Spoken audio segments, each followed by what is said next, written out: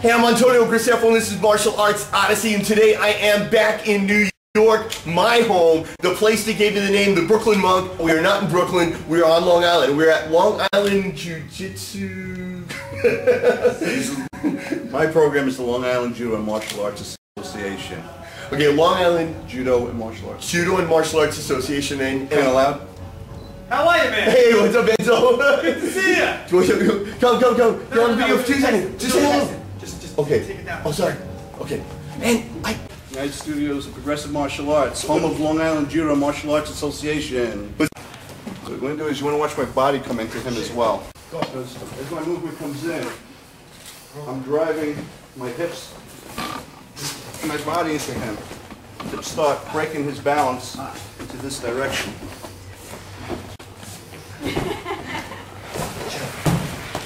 nice. I'm driving my body through him. All right, I'm coming in.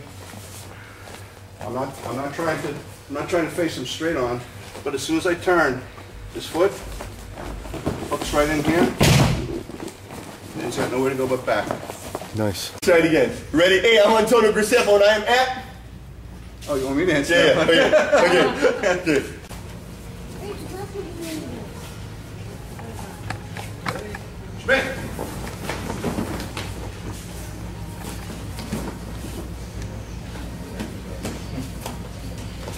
You ready, Reed? Okay, Yeah. ready? Hey, I'm Antonio Graceffo, and we are at United Studios of Progressive Martial Arts, home of the Long Island Judo and Martial Arts Association. and that is in New York. So the monk from Brooklyn is back, well, on Long Island.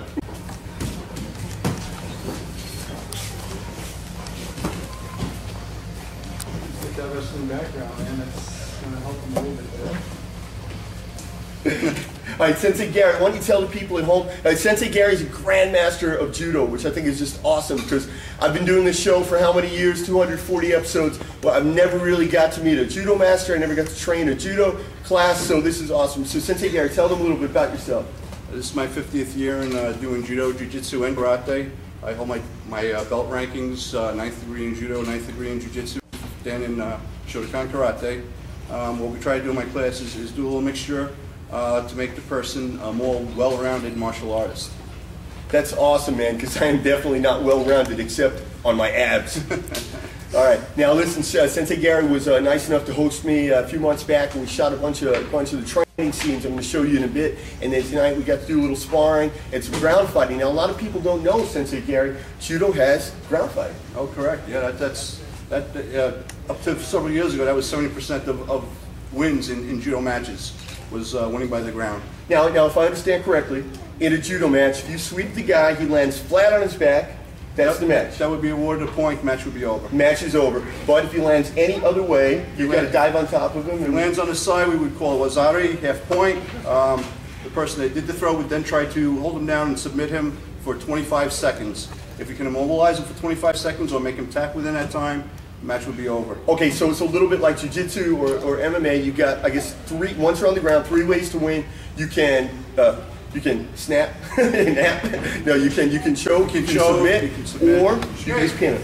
25 seconds. You can hold him in a submission move for 25 seconds. But if at the 23-second mark he breaks free for even a gazillionth of a second, maybe it starts over, right?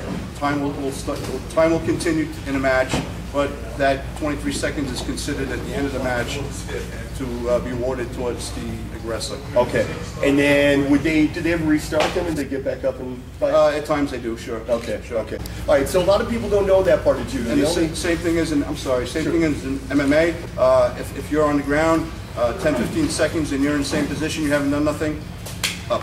Okay, all right. And yeah, a lot of people don't realize that there's this ground fighting in Judo, so that's really cool. That's why I wanted to meet Sensei Gary today. Started training in Paja Dojo, which was considered New York's oldest dojo back in 1968. Located back in Brooklyn, and I was considered New York's largest and oldest dojo at the time. I've had the pleasure of working with the Korean Olympic team, met many great masters, and back in the day I met Grand Master Emilio Claudio, who today remains my sensei 48 years later. I'm also versed in Jiu-Jitsu and in Shotokan Karate. and it's part of what we call the Hodokan system of martial arts. And to become a well-rounded martial artist and black belt in that system, you have to be versed in Judo, Karate, and Shotokan, and Jiu-Jitsu. Gary, one of the things I'm really fascinated about is the concept of ground fighting in Judo. You know, most people at home, they know Judo as the throwing art. They don't know about the ground fighting. It's throwing, it's grappling, it's submission, it's choking, it's arm-bars, it's joint manipulation. There's a lot more to it than just taking somebody and throwing them across the room. As a matter of fact, up to several years ago, most tournaments in Judo, 70% of matches were won in submission or on groundwork. You have so many seconds to make movement, otherwise the referee will stand you guys back up and you'll have to start again. But if, let's say, I brought you down in a half throw, which would be called wazari, half a point, I would have to then hold you in position for 25 seconds to be awarded full point, and match would be over. Wow, so you got to control him on the ground for 25 seconds. Correct, yes. Okay. Okay, good. You can move from there too. Okay, that's a different side control, but that's that's good. Stay right on it. Stay right there. Okay. Leave this one tied up. Okay. That works. That works terrifically. All right. Hand takes control of the belt. Hand takes control of the belt. Under. We're moving into a side control, and then he just told me grab control of the belt. Which way? This way. This way. Right. Wow. Wow. Grab control of the belt. That's awesome. 25 seconds. 25 seconds and I win. Yes. Okay, go. Go.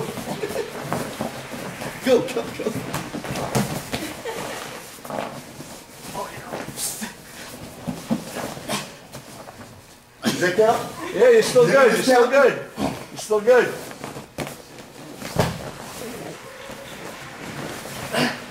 Oh, he's giving me his back.